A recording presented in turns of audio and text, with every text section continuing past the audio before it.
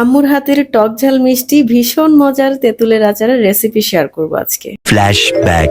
আসসালামু আলাইকুম এভরিওয়ান, আশা করতেছি সবাই খুব ভালো আছেন। আলহামদুলিল্লাহ আমিও ভালো আছি। তেঁতুলের আচার তো কম বেশি সবারই আমাদের খুব পছন্দ, আর স্পেশালি মেয়েদের তো ভীষণ পছন্দ। ভিডিওর এই অংশটা ছিল আমার পুরনো বাসার, আর এই যে অংশটা এখন হচ্ছে আমার নতুন বাসার ভিডিও। আচ্ছা, এখন বলি, সরিষার তেলের মধ্যে আম্মু পাঁচফোড়ন আর তেজপাতা দিয়ে সামান্য একটু ভেজে নিল। তারপরে আগেই পানি দিয়ে ভিজায় রাখছিল তেঁতুল, তারপরে সেটাকে একটু আধা ভাঙা করে নিছে, মাখায় নিছে, সেই তেঁতুলটাও দিয়ে দিল। তো লাস্ট রমজান মাসে নতুন বাসায় শিফট করি, আর ওই সময় আমি আম্মুকে বলছিলাম যে আম্মু আমাকে তেঁতুলের আচার বানায় দাও। তখন মোটামুটি সিজন প্রায় শেষ, আর সেই সময় তেঁতুল পাওয়াই যাইতেছিল না। তারপর আম্মু কোত্থেকে যেন তেঁতুল একটু কালেক্ট করে, আর এখানে দেখেন আম্মু এরপরে দিয়ে দিল হচ্ছে লবণ, খানিকটা চিলি ফ্লেক্স আর স্বাদ মতো চিনি। আর আমি একটা জিনিস না খেয়াল করছি, চিনি দেওয়ার পরই আচারের কালারটা যে এত সুন্দর আসে, আর ওই সময়ের ওই কালারটা আমি খুবই ভালোবাসি, এত সুন্দর লাগে আমার চোখে। তো দেখেন, এই যে পিওর একটা গোল্ডেন গোল্ডেন ব্যাপার চলে আসে, গোল্ডেন কালার,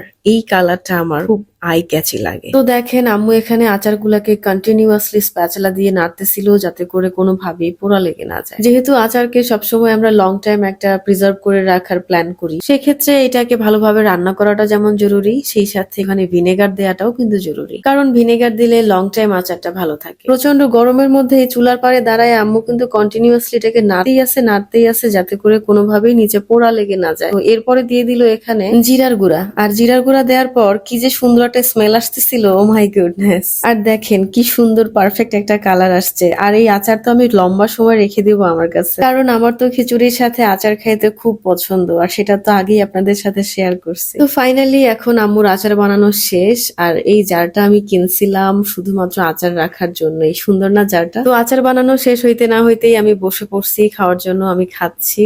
আর আপনারা জানাবেন ভিডিওটা কেমন লাগলো। নেক্সট ভিডিওতে আবার দেখা হবে, সেই পর্যন্ত বাই।